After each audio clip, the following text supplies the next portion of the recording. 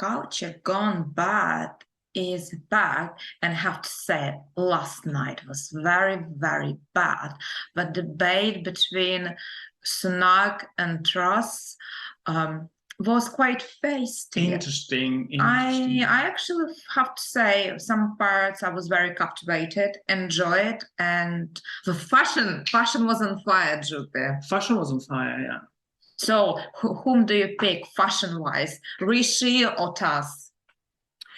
Well, it's very difficult because if you put a man and a woman, nine times out of 10, you would go for the woman because fashion is much more visible in ladies' clothes than men's clothes when it comes to politicians, right? Politicians are always boringly dressed. However, we need to specify that Sunak was wearing a custom-made suit, beautifully tailored, and a pair of Prada shoes.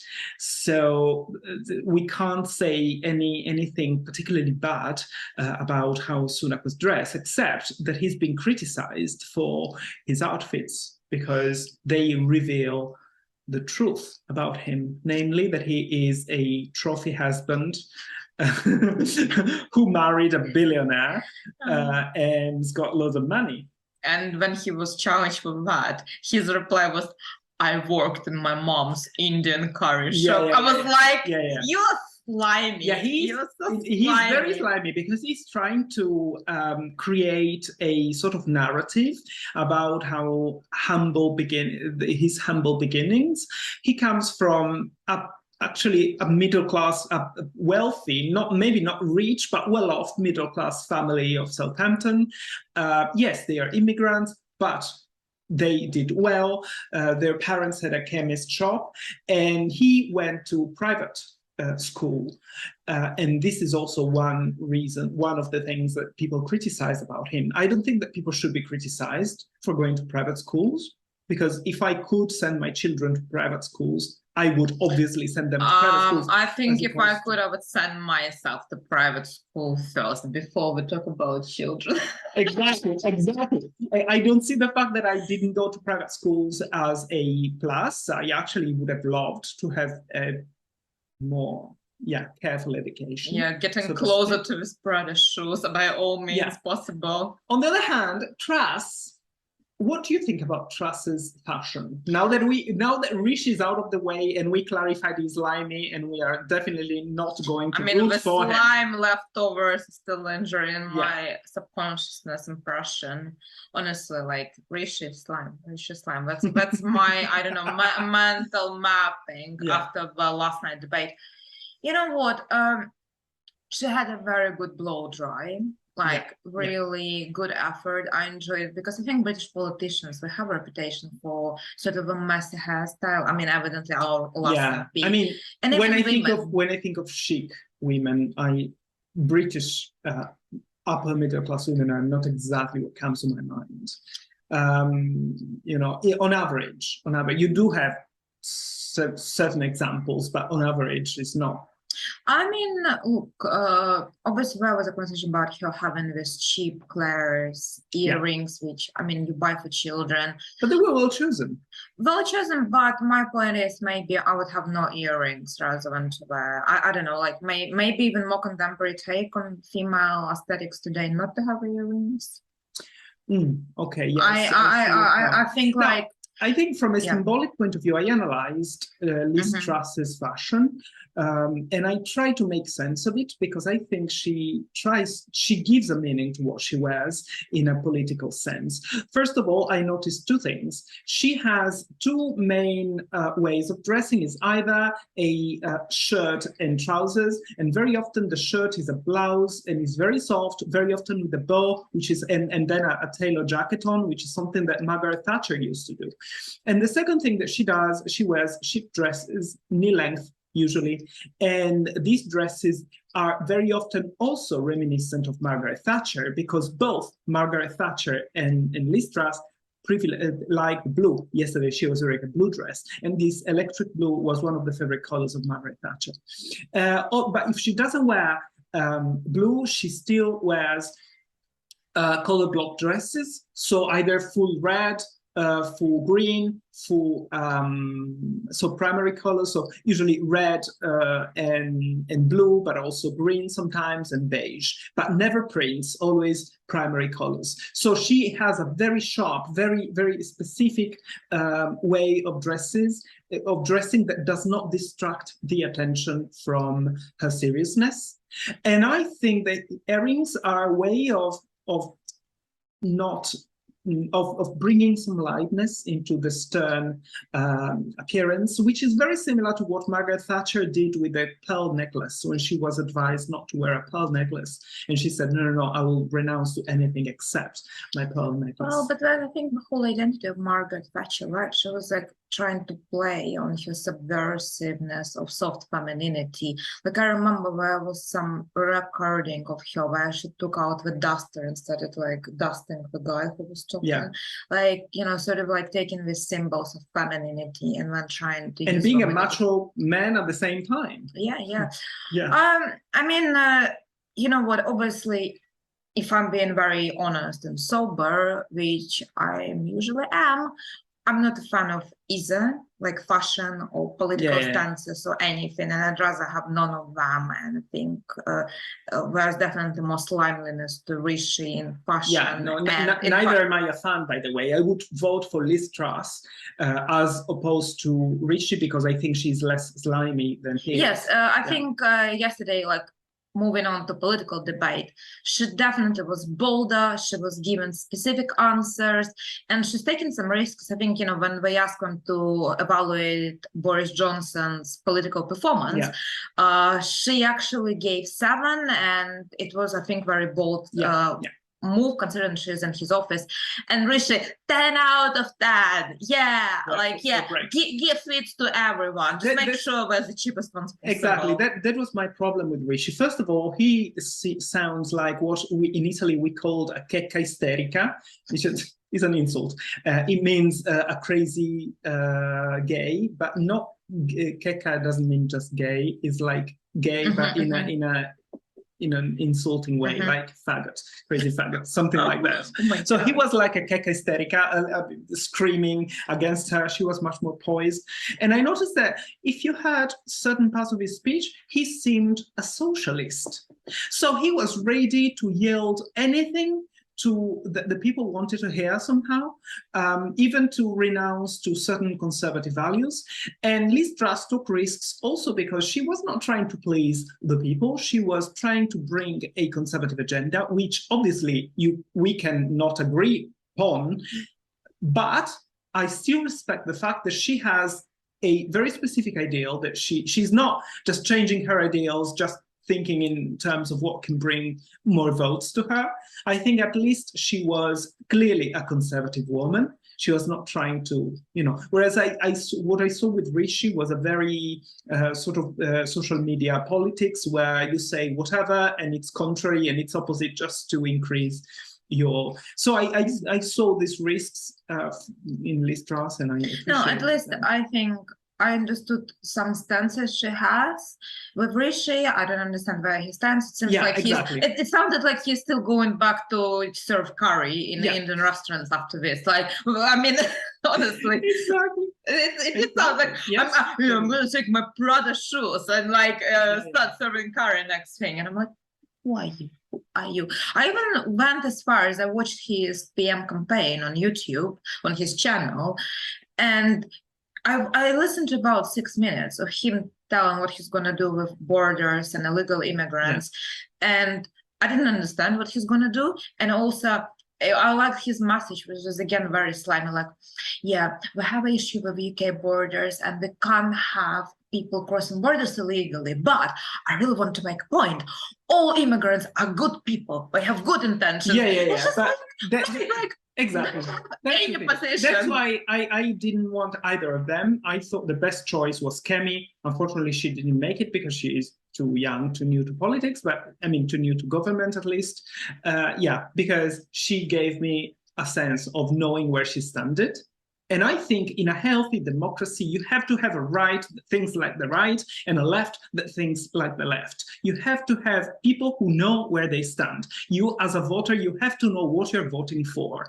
But Rishi tries to do what Boris Johnson did, but without the charisma of Boris Johnson, which means changing opinion based on polls, based on who he's talking to. So he wants the votes of the Conservatives, but also he wants the votes of the immigrant, of the second generation immigrants. So it just doesn't, it doesn't, as you said, it doesn't know where it stands. And yeah, I mean, if I have to deal with different versions of devil, at least I'd like to know the devil who is clear with bad malicious intentions. Precisely. Rather than the devil who like smiles and says you everything, but when in behind the back you have no clue what's going on. So yeah, but fashion choices of Rishi somehow they seem to be slicker, more tailored, more premium, but because we're covered in so much slime, I can't really relate. Liz, she's trying to go with some sort of a conservative powerful woman, which is a little bit dated. Like I think in fashion, in politics, what we are missing is contemporary take on fashion within politicians. But then, if we go for that, it probably will alienate a lot of people. I think this, what you say, I think would be very dangerous because because it would, first of all, because it would displace the attention to some fringe elements. I think as a politician, you don't have to follow fashion. That's the reason why the Queen never follows fashion, because she's launching a very specific political style, yes, but not fashion. So she has been dressing in the same way. She's actually one of those marvelous examples of anti-fashion. You have to convey where you stand through your clothes, but you don't have to follow fashion because fashion is fleeting and changes all the time. And you have to have a consistent persona. To me, the statement that, as I said, she was making was bringing conservatives back to the basics and referencing a lot to Margaret Thatcher. So obviously she was not doing an innovative thing. It was derivative, of course, but at least she was trying to. But I liked your point that you made yesterday, that she was wearing sort of a Muglerian Balenciaga sort of type of suit. Alien shoulders, double shoulders. That was it. It's a bit 90s that as well. 90s vibes for sure. So I think that is what the only fashion choice that she made that I didn't like, and I thought this is something that a European woman in your position wouldn't have done, is that one of the many dresses that she wore, I was looking to some of her notable styles, was a red dress, knee length, and she was wearing ankle boots with it. Now, you don't wear ankle boots with knee length dresses because it shortens your leg. It was just very bad. It made her legs look chunky. Fashion and I think, gone bad. I mean, having said that, that's the only thing that I didn't like about her choices. Everything else was pretty safe and pretty consistent with her political message. Speaking of messages, there is I think this week, Good Morning Britain had this episode with a guy who launched Don't Pay the Bill campaign. Yeah, we will put the link on the description of YouTube. So everyone can enjoy this glorious 10 minutes of YouTube content. But look, I understand prices are going up. I don't know how, I guess we all see that prices are going up. And just to make this message very simple, especially for reptilians like me, the idea is if sufficient amount of people, I'm not talking like millions, say, the campaign, as I understand, says if we don't say to suppliers of energy utility bills, we're not going to pay when there will be some changes in the pricing strategy. And the guy we interviewed, I think it was also getting a little bit confrontational because when we challenged him with the question of, but hold on, are you saying like in October comes when it's going to get cold, you're saying to people stop paying your utility bills, like people are going to be freezing, especially like up north. And he said, no, like it will take a very long time for utility companies to cut off the supply. And secondly, we're actually recommending people to renegotiate the prices. Like, I don't know, how do you do it? Like, hey, EDF, I was thinking, like, you're telling me it's £5 per unit. How about we drop it to 3? Like, are we in like Middle Eastern market or something? Also, Like, he was starting from the assumption that the bills are raising because there is some evil force doing it on purpose.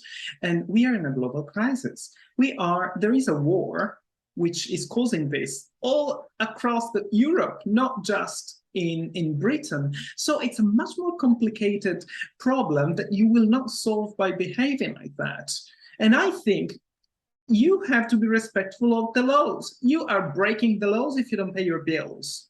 Don't you get that? I mean, that's a key. but it's not that. It's like we have more than 1 million people using the supply. If 1 million doesn't pay, cut them off. Like in capitalism, focus on those who pay. Of course. It's also like, I don't know, like, to me is a big problem also the fact that people think that they put glitter on their lack of morality, and they pretend to use this as for a good cause. So I'm not paying the bill because I'm protesting. No, you're not paying the bill because you don't want to respect rules. That's why you're not paying the bill. It's like, I heard this many times also about taxes. I won't pay taxes because they charge me too much. That's not how a state works. A state doesn't work that you pay what you want to pay. No, I'm sorry. Unless you are undermining the very foundations of democracies. And I'm not saying that everything is good, but this attitude, I think it's very, very dangerous. And I really didn't like. But besides, one of the points that they make is not in Good Morning Britain, is that he's not stopping to pay the bills because he cannot afford it, which would be something understandable. If you don't have money to eat, it's understandable that you stop paying other things. But he is doing it as a form of protest, which is the ultimate way that demonstrates how spoiled you are. I think it's just terrible and very disrespectful for people who are struggling like us, normal people, and still pay their bills. I think it's also quite interesting what I felt a very strong sense of invincibility resonating from him. He was very much like, but we're not going to cut off the supply. What we're going to do to me? Because it's such a long, lengthy process. And when he's saying like about renegotiating the price, like, I genuinely don't understand. It's like a service provider. You pick a service provider because you agree on the terms and conditions. If you don't, like, you pick another service provider, but it's not like you're saying, drop the price on exactly. Like, it's we have different tariffs. And I understand it's an evil system, but when he also said that actually the problem is not with the suppliers, but because the problem is what the suppliers are middlemen. So therefore, maybe we need not to pay things, but actually see how the structure works, and maybe write some petitions and talk with whoever is in charge of supply and energy of how this functions. But I just think the solution sounds very drastic, and also doesn't sound like a healthy way forward either. No, exactly, because I think this unveils a fascination that our societies are increasingly having right now, which is one of the reasons why we see this polarization between extreme right in Europe and extreme left, and extreme right is gaining a lot of a lot of attention as well as extreme left. And the point is that we are somehow atoning the concept of revolution. We think that revolution is the best thing in the world. Personally, I think revolutions are extremely dangerous. I don't believe in revolutions. I believe in evolutions. But evolutions come from within the system, don't aim to overthrow the system. So revolutions like the French Revolution or the Russian Revolution are usually followed by very grim moments because you undo whatever was there before. Whereas evolutions improve the system. To me, an example of revolution is what I said. French Revolution, Russian Revolution, etc., is dismantling the system and imposing a new one all of a sudden. Whereas evolutions is the civil rights movements in America. That's an evolution because you didn't overthrow the system, you just improved it. Okay, so women gaining the right to vote and to marry whoever they want and going to school, that's an evolution. You didn't overthrow the system, you adapted it and you improved it.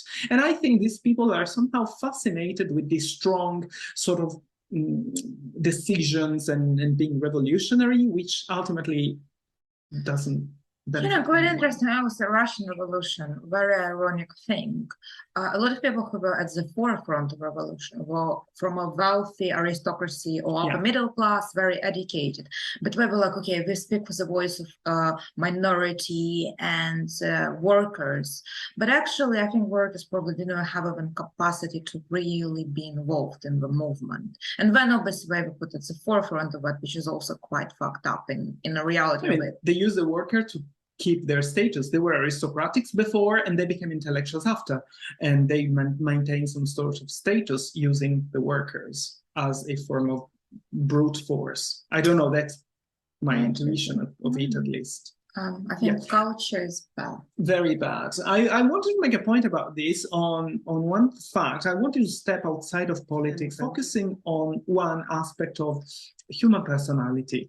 Okay, so the human personality, there is one way of measuring it, which is called the 5-factor personality, which divides everybody's personality into 5 facets, and you have a different organizations of these facets. And there is one, which is I personally have a high degree of this in my personality type, even though not as much as I would like, probably, which is conscientiousness. And is the trait of personality that makes people respect the rules, for instance, wake up in the morning and go to work, be serious about things, respecting rules and respecting others. And there are people who just don't have it or have a very low amount of conscientiousness. But how can you have respect for some things when system is oppressing us? And a lot of things bring more inequality, and sometimes it's on the edge of abusing us. Yeah, no, obviously I am talking about healthy systems. But you know what I mean? Like, I think there is a lot of factors. But we are not there. I don't think we are in our society. We have difficulties, but we are not in a grim situation. Well, we're not in North Korea, but exactly, we're not in North Korea. I mean, we don't realize how lucky we are to live where we live. We don't realize that if I ask you what is a better system than this one, name it. Name a country that has a better system right now on the spot. Which one? So that's the thing. Depends who you ask. No, that's the thing. You think it's bad until you think, what are the options? It's too easy to think in terms of utopia. Think in real terms. What is China? Is it China better? Is it, I don't know, South Africa with all the divisions they have in society and the problems, even though they are improving and struggling? What is the alternative? So I do think that we have a lot to fix, but we are not the worst. We are not that badly situated. Me, myself, as a homosexual man, I wouldn't be able to live in many countries in the world. So, you know, I think we should be kinder to our society. Anyway, the point that I wanted to make is that people who are low in conscientiousness tend not to respect rules, tend not to see why to respect rules. But the funny thing is that conscientiousness is predictive of outcomes in life. So conscientious people, obviously, you cannot change your personality. Okay, you behave as conscientious, even though you're not conscientious. But that's a different thing than becoming conscientious. So people who are high in conscientiousness, that's why we study personality, because it's predictive of things, have on average much better health than people who are not conscientious. They have longer life and better health. And even the children of mothers who are conscientious have better health. Because the mother cares more about, or the parents, generally speaking, care more about the children. It's also predictive of better and more stable relationships. And it's also predictive of crimes, whether you go to jail or not, and income. So all those things are to some degree predicted by. So we should watch out for that guy, for don't pay campaign by he ends. I think the problem is you're not paying now, you are very little conscientious, but my point is maybe the reason why you don't have the money to pay is the same why you're not paying now, namely that you are not conscientious. I don't know, I'm joking now, I'm bringing it to an extreme. Our listeners should watch out for the pool. Exactly. Watch out for the pool. Are you conscientious or not? I don't know. Yes, exactly. Okay. Is there a scale in this theory? Like, is there levels, or it's you know? You have five dimensions of personality. Okay, we are too dumb for that to handle all 5 levels. I think we either conscientious or we. I think you are pretty conscientious though. I mean, with your with your abs, clearly you have a very strong routine. I have a routine, but I always question a lot of systematic orders and authorities. I do have issues with authority. That is another trick, though. It's openness. It's different. So, but it doesn't mean that you find a way not to respect the rules. I question systems all the time, but doesn't mean that I don't respect the system. Yeah, like sometimes, when I'm on the self-checkout, if there is a way to jump the queue, I shall use it. My gosh. I know. Don't do queue jumping in the UK. Oh my do God. not do that. Oh my God. Wow. I just confessed to the biggest crime, jumping queue in the UK. Very bad couch. GP is shocked. He is speechless. These queue jumping people, queue jumping Russians and Italians. And Ukrainians. Ukrainians. Till next time. Culture gone very bad.